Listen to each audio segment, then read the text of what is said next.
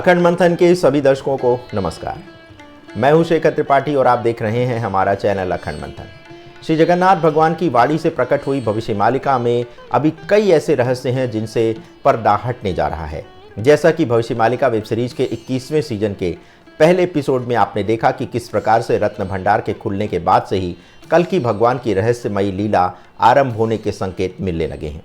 कैसे रत्न भंडार से सीधे एक मार्ग बिरजा क्षेत्र से जुड़ा है और इसी मार्ग से प्रतिदिन भगवान पुरी मंदिर श्री जगन्नाथ के दर्शन के लिए आते हैं। कैसे ब्रह्म स्थापना के समय 2015 में भगवान के ब्रह्म से आधी से अधिक शक्ति खींच ली गई है और उसे कल्कि अवतार में स्थापित कर दिया गया है। कैसे इसी रत्न भंडार के खुलने के साथ ही मंदिर की भूमि से होते हुए एक मार्ग पाताल लोक तक जा रहा है और इसी पाताल लोक में ऐसे ऐसे अद्भुत रत्न और सोने की खान छिपी है जिसे भगवान के अतिरिक्त कोई निकाल ही नहीं सकता, चाहे कितने भी बड़े लुटेरे क्यों ना आ जाएं। और ये रत्न भंडार संसार के 3 आयाम के बजाय 5 आयाम वाले संसार से भी जुड़ा है, जिसका एक सिरा ज्ञानगंज से जुड़ा है। तो आखिर क्यों हमने ये कहा कि यहाँ का सारा खजाना ज्ञानगंज भेजा जाएगा? जब लुटेरे भूमि की खुदाई करके इस खजाने को लूटने का प्रयास करेंगे तो इसी रत्न भंडार से जुड़ा है भारत की वह समृद्ध विरासत जिसमें भारत को सोने की चिड़िया कहा जाता था।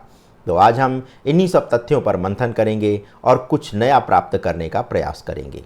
लेकिन आगे बढ़ने से पूर्व आपको श्री जगन्नाथ मंदिर की स्थापना कब और कैसे हुई, इसके बारे में जानकारी प्रदान करते हैं। जगन्नाथपुरी मंदिर की वेबसाइट से प्राप्त जानकारी के अनुसार हमें ज्ञात हुआ कि सन 1150 ईस्वी में ओडिशा के निकटवर्ती क्षेत्र में गंग राजवंश का शासन था। उस समय राजा अनंत वर्मन चोड गंग देव राजा हुआ करते थे। राजा अनंत वर्मन ने ही श्री जगन्नाथ मंदिर का निर्माण करवाया था। आज से 861 वर्ष पूर्व 1161 ईस्वी में ये मंदिर बनकर तैयार हुआ था। पुरी जगन्नाथ मंदिर को भारत के 4 धामों में सम्मिलित किया गया है। श्री जगन्नाथ मंदिर कितना समृद्ध है, इसका अनुमान आप इसी बात से लगा सकते हैं कि श्री जगन्नाथ मंदिर के नाम पर कुल 7 राज्यों में 61,000 एकड़ भूमि है। इनमें से ओडिशा में 60,466 एकड़, पश्चिम बंगाल में 322 एकड़, महाराष्ट्र में 28 एकड़, मध्य प्रदेश में 25 एकड़, आंध्र प्रदेश में 17 एकड़, छत्तीसगढ़ में 1.7 एकड़ एवं बिहार में 0.27 एकड़ भूमि श्री जगन्नाथ मंदिर के नाम पर पंजीकृत है। मंदिर में छिपी संपत्ति को पाने के लिए यहाँ एक बार नहीं कई बार आक्रमण किए गए, लेकिन अभी भी सबसे बड़ा रत्न भंडार ऐसे स्थान पर भगवान ने छिपा रखा है जिसे कोई भी प्राप्त नहीं कर सकता, सिर्फ नकुल के, क्योंकि इस रत्न भंडार का जो गुप्त कोड है पांडवों के भाई नकुल के पास ही है। पुरी श्री जगन्नाथ मंदिर की वेबसाइट के अनुसार मंदिर पर 17 बार आक्रमण करके इस मंदिर में लूटपाट की गई है। आक्रमणकारियों के लिए मंदिर धन संपत्ति की लूट एक आकर्षक स्थान था। गैर हिंदू आक्रमणकारियों के लिए मंदिर जिहाद यानी धार्मिक युद्ध करने का एक अच्छा स्थान था। हर आक्रमण के पीछे इसकी संपत्ति लूटना ही इसका मुख्य लक्ष्य था। मंदिर को नष्ट करने के लिए पहला आक्रमण 1340 में बंगाल के सुल्तान इलियास शाह ने किया था। दूसरा हमला 1360 में दिल्ली के सुल्तान फिरोज शाह तुगलक ने किया था। तीसरी बार बंगाल के सुल्तान अलाउद्दीन हुसैन शाह के कमांडर इस्माइल गाजी ने 1509 में हमला किया। श्री जगन्नाथ मंदिर पर चौथा हमला एक अफगान हमलावर ने 1568 ईस्वी में किया था। पांचवा हमला 1552 में हुआ। छठा हमला 1601 में बंगाल के नवाब इस्लाम खान के कमांडर मिर्जा खुर्रम ने किया। सातवां हमला 1608 में हुआ। आठवां हमला हाशिम खान की सेना ने किया। नौवां हमला 1611 में हुआ। मंदिर पर 10वां हमला 1615 में और 11वां हमला 2 साल पश्चात 1617 में हुआ। मंदिर पर 12वां हमला 1621 में हुआ। 13वां हमला 1641 में, 14वां हमला 1647 में, 15वां हमला फतेह खान के द्वारा 1655 में किया गया। इसके बाद 16वां हमला 1692 में औरंगजेब के आदेश पर हुआ। मंदिर पर 17वां हमला 1699 में मोहम्मद तकी खान ने किया। लेकिन इतने आक्रमण के बाद भी लुटेरे खजाने को पूरी तरह से लूट नहीं पाए, क्योंकि अभी भी मंदिर में अकूत खजाना छिपा हुआ है और इसे पाताल लोक में छिपा कर रखा गया है, जिसकी भनक तक किसी को नहीं लगने वाली है। वास्तव में यही गड़ा हुआ खजाना ही भारत को एक बार पुनः सबसे समृद्ध राष्ट्र के रूप में स्थापित करने वाला है, क्योंकि ऐसी परिस्थितियों का निर्माण अब होने वाला है। आपको बताते चलें कि 14 जुलाई को श्री मंदिर का रत्न भंडार जब 46 वर्ष पश्चात खोला गया तो उसमें क्या क्या प्राप्त हुआ। तो मंदिर के रिकॉर्ड के अनुसार श्री मंदिर के खजाने में कुल 454 सोने की वस्तुएं हैं, जिनका वजन 12,883 भरी है। वहीं खजाने में 293 चांदी से निर्मित वस्तुएं हैं। बता दें कि एक भरी 11.66 ग्राम के बराबर होता है।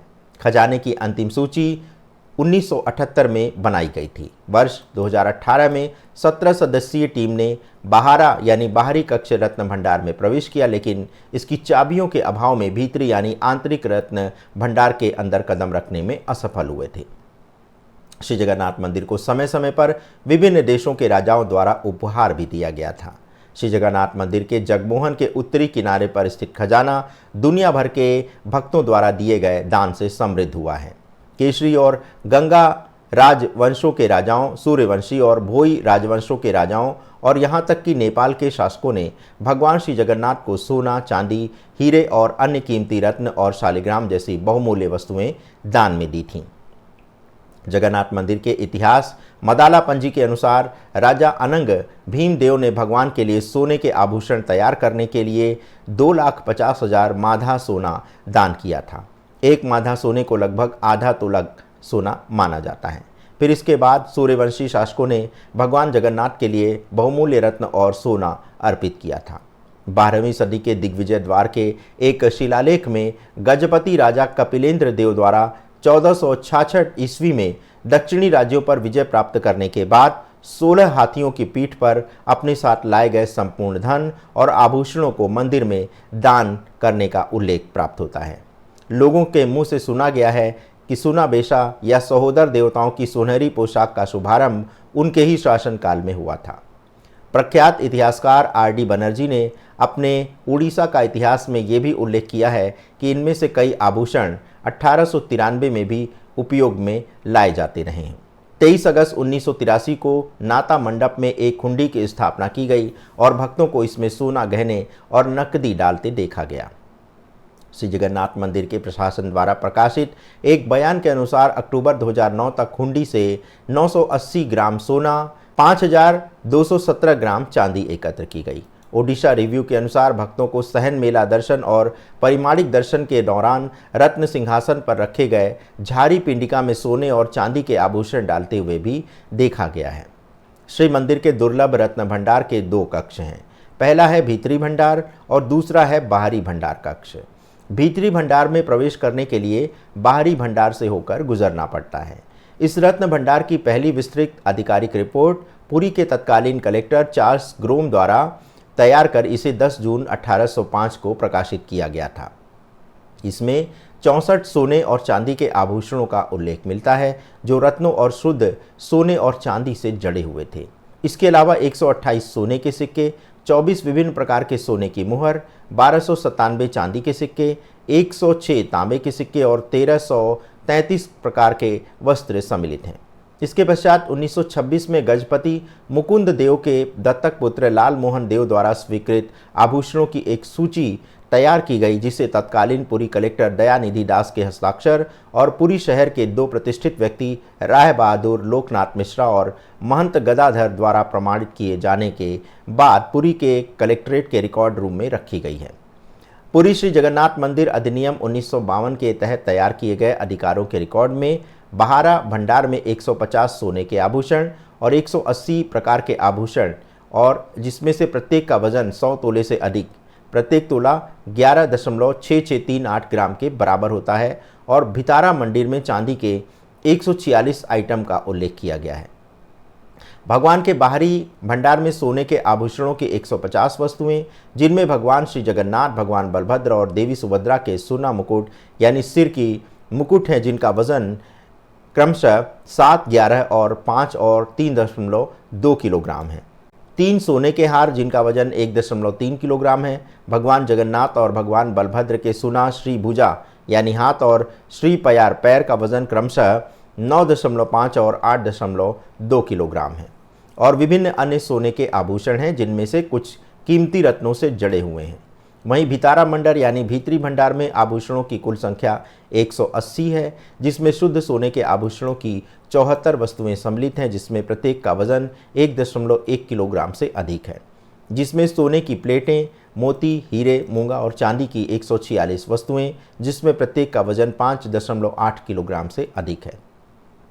1978 की सूची के अनुसार भितारा भंडार में सोने की 367 वस्तुएं हैं, जिनका वजन 4,364 भरी और 231 चांदी की वस्तुएं हैं, जिनका वजन 14,878 भरी है। बहारा भंडार में 8,175 भरियों में 79 सोने की वस्तुएं और 4,671 भरियों की 39 चांदी की वस्तुएं हैं, जो किसी समारोह या उत्सव के अवसर पर बाहर निकाली जाती हैं। वहीं 299 भरियों की 8 सोने की वस्तुएं और 2,693 भरियों की 23 चांदी की वस्तुएं दैनिक उपयोग के लिए हैं। 27 अक्टूबर 1960 को लागू हुए श्री जगन्नाथ मंदिर प्रशासन अधिनियम के प्रावधानों के अनुसार रत्न भंडार की देखरेख श्री जगन्नाथ मंदिर की प्रबंध समिति को सौंप दी गई थी। नियम 5 में निर्धारित किया गया कि राज्य सरकार के विशिष्ट आदेशों के बिना और उसके द्वारा लगाई गई शर्तों के पूर्ण अनुपालन के बिना किसी भी आभूषण को रत्न भंडार के परिसर से बाहर नहीं हटाया जाएगा। श्री जगन्नाथ मंदिर नियम 1960 में कहा गया है कि रत्न भंडार के अंदर के आभूषणों का हर 6 महीने में ऑडिट किया जाना चाहिए। नियम निर्दिष्ट करते हैं कि आभूषणों के लिए कौन उत्तरदायी है, ऑडिट कैसे किया जाएगा और चाबियां किसके पास होंगी। राजकोष में वस्तुओं को 3 श्रेणियों के अंतर्गत वर्गीकृत किया गया है, जो भीतरी भंडार में रखी गई हैं और जिनका कभी उपयोग नहीं किया गया है, वो श्रेणी 1 में है। इसी तरह जिनका उपयोग केवल औपचारिक या उत्सव के अवसर पर किया जाता है, उन्हें श्रेणी 2 में रखा गया है। देवताओं के दैनिक उपयोग के लिए राजकोष की वस्तुओं को श्रेणी 3 में रखा गया है। नियम 6 के अनुसार पहली श्रेणी की वस्तुएं डबल लॉक में रहेंगी और प्रशासन द्वारा सरकारी खजाने में जमा की गई चाबियों के साथ प्रबंध समिति की मुहर के साथ सील कर दी जाएगी। राज्य सरकार के विशेष आदेशों के ही अंतर्गत ताले खोले जा सकेंगे। समिति की देखरेख और नियंत्रण में दूसरी श्रेणी को डबल लॉक में रखा जाना है, जिसमें एक कुंजी प्रशासन के पास और दूसरी पाट जोशी महापात्र के पास है। ताले को प्रशासक पाटा जोशी महापात्रा, देउलाकरण, ताधवकरण और समिति के अन्य सदस्यों की उपस्थिति में ही खोला जाना चाहिए, जिन्हें समय समय पर अधिकृत किया जा सकता है। ऐसे प्रत्येक अवसर पर इन आभूषणों और इन सभी व्यक्तियों द्वारा सत्यापित उचित रसीद पर भंडार मेकअप को जारी किया जाना चाहिए। इन आभूषणों के उपयोग के बाद भंडार मेकअप को तुरंत इन व्यक्तियों की उपस्थिति में वापस करना होगा और व्यवस्थापक को पटा जोशी महापात्र की उपस्थिति में रत्न भंडार में इसे पुनः जमा करना होगा। वस्तुओं की तीसरी श्रेणी भी समिति के नियंत्रण में है, जो रत्न भंडार में ताले के नीचे रहेगी और चाबी भंडार मेकअप के पास रहेगी, जो सदैव प्रशासक के प्रति उत्तरदायी रहेगी। लेखों की दूसरी श्रेणी और तीसरी श्रेणी की तुलना और सत्यापन समिति के प्रशासक और उसके द्वारा विशेष रूप से अधिकृत अन्य सदस्यों द्वारा हर 6 माह में कम से कम एक बार किया जाना चाहिए और बाद में रिपोर्ट राज्य सरकार को सौंपी जानी चाहिए। रत्न भंडार का सत्यापन मार्च 1962 में तत्कालीन प्रशासक एल मिश्रा द्वारा किया गया था और ये अगस्त 1964 तक जारी रहा। तब 602 वस्तुओं की जांच की। सत्यापन रिपोर्ट समिति के समक्ष रखी गई। वहीं 9 अगस्त 1966 को प्रस्ताव में ये निर्णय लिया गया कि इस हेतु गठित उप समिति की देखरेख में नए सिरे से सत्यापन कराया जाए। मई 1967 में फिर से सत्यापन किया गया। जैसा कि मंदिर प्रशासन के रिकॉर्ड से ज्ञात होता है कि केवल 433 वस्तुओं की जांच की गई। यद्यपि काम अधूरा रहने के कारण सत्यापन के परिणाम पर कोई रिपोर्ट मंदिर प्रबंध समिति को प्रस्तुत नहीं की गई। इसके पश्चात भीतर भंडार का कोई और सत्यापन नहीं किया गया। मार्च से जुलाई 1976 के दौरान बाहर भंडार में दैनिक उपयोग और सामयिक उपयोग के लिए वस्तुओं की सूची बनाई गई और बाहरी भंडार पर तीसरा ताला लगा दिया गया, जिसकी चाबी व्यवस्थापक के पास रहती थी। 12वीं सदी के इस मंदिर के सुधार और बेहतर प्रबंधन के उपाय सुझाने के लिए 7 अप्रैल 1978 को मुख्यमंत्री नीलमणि राउतरे की अध्यक्षता में तत्कालीन सरकार द्वारा एक उच्च स्तरीय समिति का गठन किया गया था। रत्न भंडार में आभूषणों, सोने और चांदी की वस्तुओं की पूरी सूची मई 1978 में बनाई गई और समिति की सिफारिश और सरकार के निर्देश पर जुलाई 1978 में पूरी की गई। 1978 के सर्वेक्षण का हवाला देते हुए ओडिशा सरकार ने पहले कहा था कि रत्न भंडार में 149 किलोग्राम से अधिक सोने के गहने और 258 किलोग्राम चांदी के बर्तन थे। तत्कालीन कानून मंत्री प्रताप जेना ने बताया कि रत्न भंडार के आंतरिक और बाहरी दोनों कक्ष खोले गए थे। वहां संग्रहित वस्तुओं की गिनती 15 मई 1978 और 23 जुलाई 1978 के बीच की गई थी। उन्होंने दावा किया कि श्री मंदिर के रत्न भंडार में कीमती पत्थरों से सुसज्जित सोने के आभूषण का वजन 12,883 भरी है। इनमें से ही 22,153 भरी चांदी के बर्तन और अन्य सामान हैं। इसके अतिरिक्त तो सोने और चांदी की 14 वस्तुओं का वजन उस समय नहीं किया गया, जिसके कारण से उन्हें 1978 की सूची में नहीं रखा गया। लेकिन अभी इससे भी अधिक विशाल खजाना भगवान ने पाताल लोक और खंडगिरी, जलुका पर्वत और पाताल एवं स्वर्ग लोक जाने के मार्ग पर छिपा कर रखा है, जिसका सीधा संबंध वर्तमान में ज्ञानगंज से जुड़ा हुआ है। तो अगले एपिसोड में हम इसी ज्ञानगंज से रहस्य से पर्दा हटाएंगे, तो देखना मत भूलिएगा हमारी 21वीं सीजन का ये तीसरा एपिसोड। यदि आपके पास भी भविष्य मालिका से जुड़ी कोई अहम जानकारी है तो आप हमारे साथ उसे साझा कर सकते हैं हमारे व्हाट्सएप नंबर 7905414965 पर। धन्यवाद, नमस्कार।